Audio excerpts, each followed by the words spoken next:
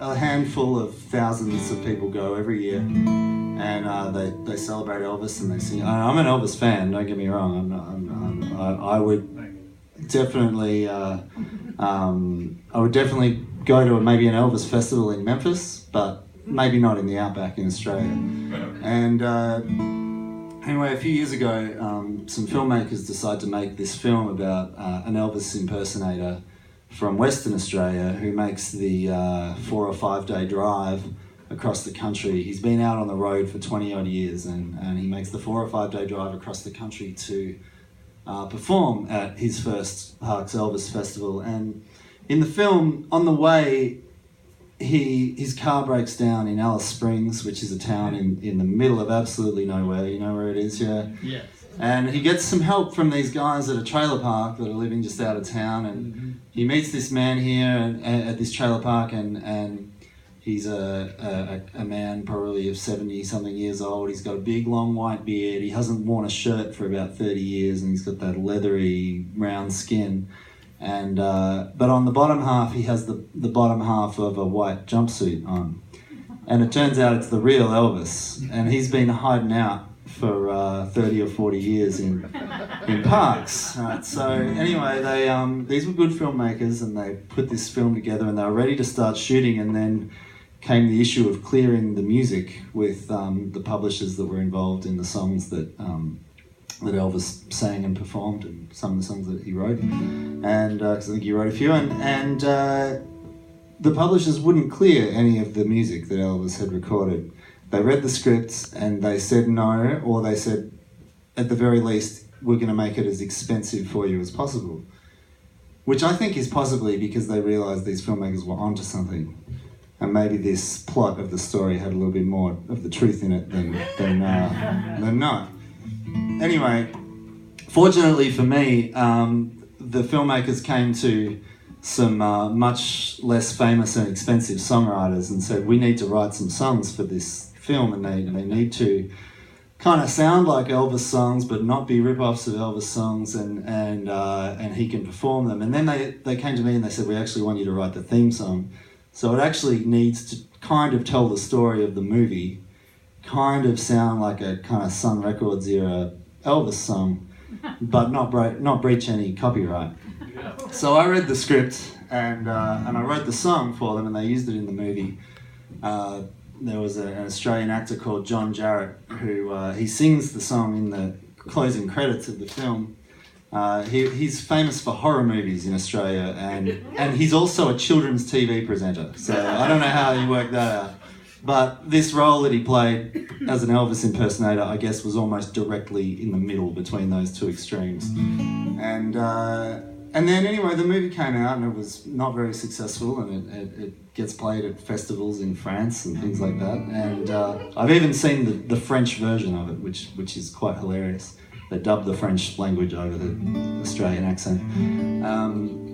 But then I listened to the song again and I thought, well, I was 28 when I wrote this song, and I was about 32 when I listened to it again. So it's about 4 years ago. And I thought, well, I'm becoming this character in this. I'm pretty much an Elvis impersonator now. I've been doing this job for about 5 years or more, and I go out to all these same places that we were singing about this Elvis impersonator. I don't have children, but it's quite possible that if I did have them, I'd be just as neglectful as the character in the song.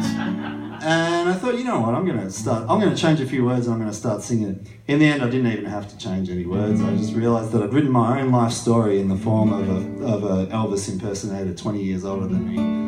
And it's pretty accurate. So the song tells the story of the film in a way, because Elvis and the Elvis impersonator end up travelling to the festival together. It's a good concept. It's not as good a film as it sounds. But the song is called The King and I. This is it. Well, honey, this ain't Memphis, this ain't California. We're 7 hours from anywhere when we're driving interstate.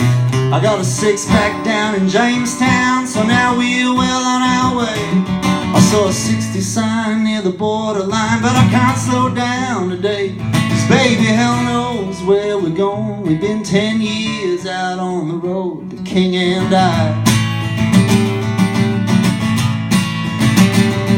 Well, I used to play the guitar and I had drums and upright bass, but these days it's just a backing track and a broken down PA. And there's a woman into Nelly Quinn gets a quarter of my pay. And I've been up and down and back again. I guess they knew I'd never stay, 'cause we got a rhythm in our souls, and there's a million miles to go for the king and I. King and I. Well, you know I tell my boy, these kids don't be like your old man. Grow up to be a carpenter, cook or a kitchen hand. But me and the king get up and sing those same songs every night. And if there's a better way to live, or there's a better way to die, well, that would never do for the king and I. The king and I. Yeah, yeah. Oh, the king and I.